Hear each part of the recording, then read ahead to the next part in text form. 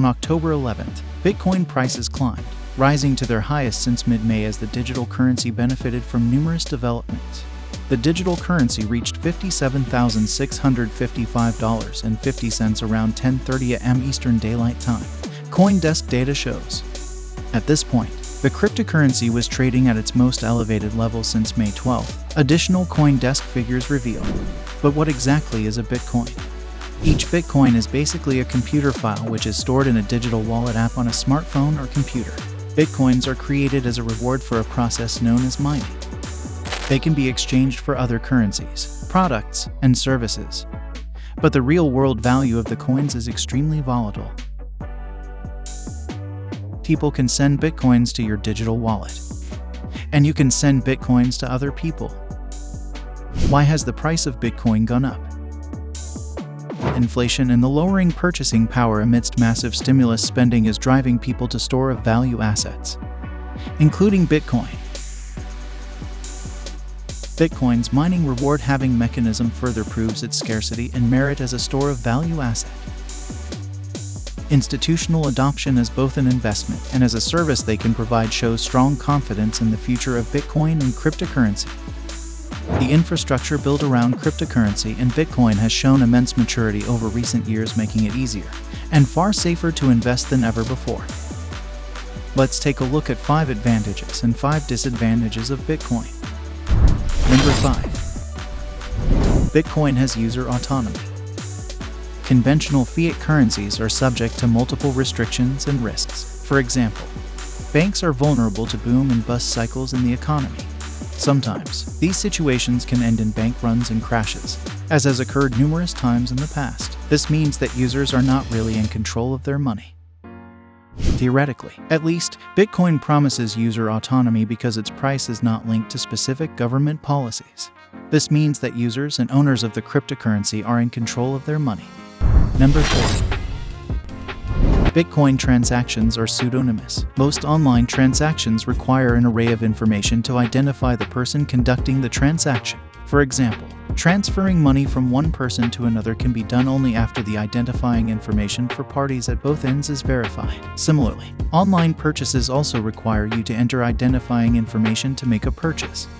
The verification process may prevent crime, but it also places an intermediary firmly in charge of the transaction, allowing them to control the provisioning of services to select parties.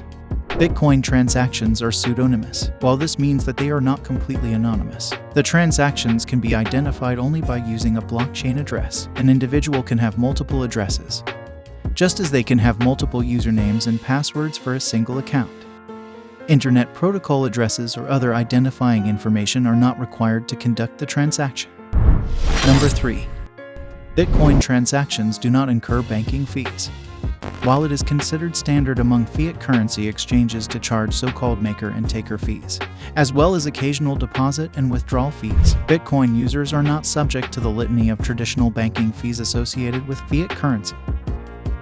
This means no account maintenance or minimum balance fees, no overdraft charges, and no return deposit fees, among many others. Number 2. Bitcoin payments are mobile. As with many online payment systems, Bitcoin users can pay for their coins anywhere that they have internet access. This means that purchasers do not have to travel to a bank or a store to buy a product. However, unlike online payments made with US bank accounts or credit cards, personal information is not necessary to complete any transaction because users are able to send and receive Bitcoins with only a smartphone or computer. Bitcoin is theoretically available to populations of users without access to traditional banking systems, credit cards, and other methods of payment. Number 1. Bitcoin transactions are secure. Bitcoin is not physical currency. Therefore, it is impossible for thieves to palm it off the holder. Hackers can steal a person's cryptocurrency if they know the private keys for the wallet. However, with proper security, it is technically impossible to steal Bitcoin. While there are reports of hacks at cryptocurrency exchanges, Bitcoin's exchange has remained impervious to such breaches. Therefore, transactions conducted between two addresses are secure. Disadvantages. Number 5. Black market activity. The amount of cryptocurrency spent on so-called dark net markets. where stolen credit card information and a wide array of illegal drugs can be purchased with Bitcoin, rose 60% to reach a new high of $601 million in the last 3 months of 2019. The continuing growth of illegal transactions underscores the difficulties that Bitcoin has had in moving past its reputation as a refuge for scoundrels, even as Wall Street institutions have begun buying and selling the digital tokens. The enduring success of Bitcoin-fueled illegal activity also points to the struggles that the authorities have faced in containing the new kinds of bad behavior that cryptocurrencies have helped enable. Bitcoin played a crucial role in the recent growth of so-called ransomware attacks, in which hackers steal or encrypt computer files and refuse to give them back unless a payment is made. Bitcoin is still popular among currency speculators, and illicit activity accounts for only 1% of all Bitcoin transactions, but that nearly doubled from the previous year. Illegal activity appeared to be one of the few parts of the Bitcoin economy impervious to changes in price. Number 4. No physical form. Since Bitcoins do not have a physical form, it cannot be used in physical stores. It would always have to be converted to other currencies. Cards with Bitcoin wallet information stored in them have been proposed, but there is no consensus on a particular system, since there would be multiple competing systems. Merchants would find it unfeasible to support all Bitcoin cards, and therefore users would be forced to convert Bitcoins anyway, unless a universal system is proposed and implemented. Number 3. No refund. A Bitcoin transaction cannot be reversed. It can only be refunded by the person receiving the funds. This means you should take care to do business with people and organizations you know and trust, or who have an established reputation. For their part, businesses need to keep track of the payment requests they are displaying to their customers. Bitcoin can detect typos and usually won't let you send money to an invalid address by mistake, but it's best to have controls in place for additional safety and redundancy. Number 2. Wallets can be lost. Stephen Thomas is a Bitcoin millionaire, or he would be if only he could remember his password. The San Francisco software developer and CEO was an early adopter of Bitcoin. Back in 2011, he produced an animated video explaining how the digital currency works. For his efforts, a Bitcoin enthusiast awarded him 7,002 Bitcoins. Later that year, he lost the password to his Iron Key, the USB hard drive that contains the digital wallet that holds his Bitcoins. Since then, the currency's value has skyrocketed, and Thomas holdings are worth $220 million US.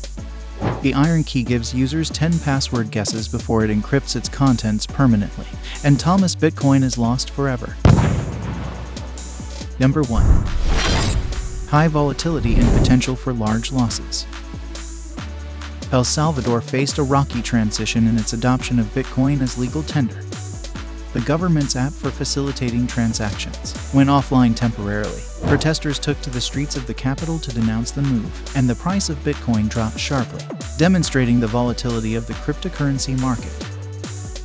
Transactions take so long to process that the price of this currency may vary while the order is still processing, resulting in a disappointment for the seller or for the buyer. Bitcoin is designed as a peer-to-peer cash system. To work as a currency, it must be stable or be backed by a government. We show that the volatility of Bitcoin prices is extreme and almost 10 times higher than the volatility of major exchange rates. The excess volatility even adversely affects its potential role in portfolios. Bitcoin cannot function as a medium of exchange and has only limited use as a risk diversifier. In contrast, we use the deflationary design of Bitcoin as a theoretical basis and demonstrate that Bitcoin displays store of value characteristics over long horizons. After analyzing the pros and cons, would you invest in Bitcoin? Leave your opinion in the comments section. If you're interested in personal growth and being financially savvy, stay tuned for more videos and subscribe to our channel.